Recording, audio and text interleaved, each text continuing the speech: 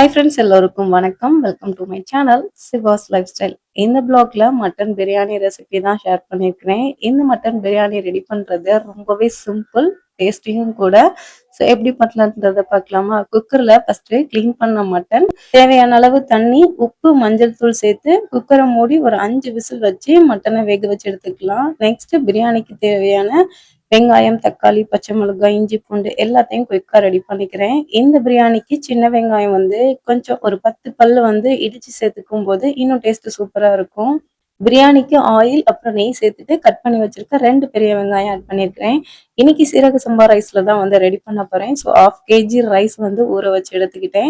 Next இடிச்சு வச்சிருக்க ஒரு 10 சின்ன வெங்காயம், ஸோ அதையும் சேர்த்துட்டு நல்லா எண்ணெயிலே வதக்கி எடுத்துக்கலாம். இந்த பக்கம் மசாலா ரெடி பண்றதுக்கு ஒரு 10 பல்லு பூண்டு, ஒரு இன்ச் அளவுக்கு இஞ்சி, 3 பச்சை மிளகாய், ஒரு கையளவு புதினா, மல்லி இலை, பிரியாணி ஸ்பைசஸ்ல ஒரு துண்டு பட்டை, 3 கிராம்பு, 2 ஏலக்காய், ஒரு அன்னாச்சி பூ, இது எல்லாத்தையும் சேர்த்து நல்லா பேஸ்டா அரைச்சு எடுத்துக்கலாம். வெங்காயம் வதக்கி எடுத்துக்கும் போதே ஒரு ஸ்பூன் தனி மிளகாய் தூள் ஆட் பண்ணி எண்ணெயிலே பிரட்டி எடுத்துக்கலாம். இது பிரியாணிக்கு நல்ல ஒரு கலர் கொடுக்கும். மிளகாய் தூள் ஆட் பண்ணதும் நெக்ஸ்ட் நம்ம அரைச்சு வச்சிருக்க அந்த பேஸ்டையும் ஆட் பண்ணிக்கலாம். இதுல புதினா, மல்லி எல்லாம் ஆட் பண்ணதுனால ஸோ அரைச்சிட்டு அப்பவே கையோட ஆட் பண்ணிருங்க, இல்லைன்னா கலர் சேஞ்ச் ஆயிடும். ஸோ ஒரு 2 மினிட்ஸ் எண்ணெயில வதக்கி எடுத்ததுக்கு அப்புறமா கட் பண்ணி வச்சிருக்க 2 தக்காளி ஆட் பண்ணவே கொஞ்சமா உப்பு சேர்த்து ஸோ மூடி வச்சு வேக வச்சோம்னா தக்காளி நல்லா மசிஞ்சு வந்துடும். தக்காளி நல்லா மசிஞ்சு வந்ததுக்கு அப்புறமா புளிக்காத தயிர் ஒரு 3 ஸ்பூன் ஆட் பண்ணிக்கிறேன். தயிர் ஆட் பண்ணதுக்கு அப்புறமா கைவிடாம நல்லா இந்த கிரேவியோட மிக்ஸ் ஆகுற மாதிரி நல்லா கிளறி எடுத்துக்கலாம். இல்லைன்னா அங்கங்க திப்பி திப்பியா இருக்கும். நல்லா மிக்ஸ் பண்ணிட்டு ஒரு 2 மினிட்ஸ் வேக வச்சு எடுத்தோம்னா அதுல இருந்து ஆயில் பிரிஞ்சு ஒரு கிரேவி கன்சிஸ்டன்சிக்கு வரும். ஸோ அதுக்கப்புறமா நம்ம வேக வச்சிருந்த மட்டனை ஆட் பண்ணிக்கலாம்.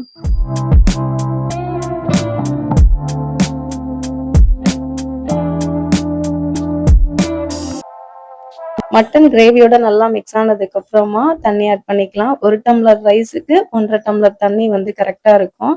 ஸோ மட்டன் வேக வச்சோம்ல அந்த தண்ணி பிளஸ் எக்ஸ்ட்ராவா தண்ணி சேர்த்து 2 டம்ளர் ரைஸுக்கு 3 டம்ளர் தண்ணி ஆட் பண்ணியிருக்கிறேன். தண்ணி நல்லா கொதிச்சு வந்ததுக்கு அப்புறமா புதினா, மல்லி எல்லாம் சேர்த்துட்டு ஊற வச்சிருக்க ரைஸையும் ஆட் பண்ணிக்கலாம்.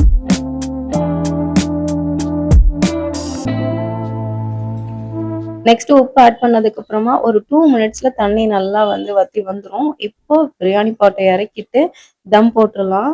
தம் போடுறதுக்கு தோசைக்கல் வச்சுட்டு அதுக்கு மேல பிரியாணி பாட்டை வச்சுட்டு மேல ஒரு வெயிட்டுக்கு ஸோ இடிக்கல் தான் வச்சிருக்கேன்.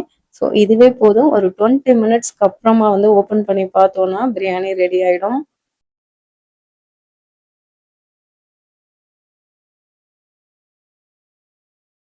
ஓப்பன் பண்ணதுமே பிரியாணியோட ஸ்மெல் சூப்பரா இருந்தது. ஸோ அடி பிடிச்சிருக்கான்னு பார்த்தேன், பட் எதுவுமே ஆகல. கரெக்டா ஈவனா வந்திருந்தது. ஃபைனலா நல்லா ஈவன் பண்ணிட்டு ஒரு 10 மினிட்ஸ்க்கு அப்புறம் சர்வ் பண்ணலாம்.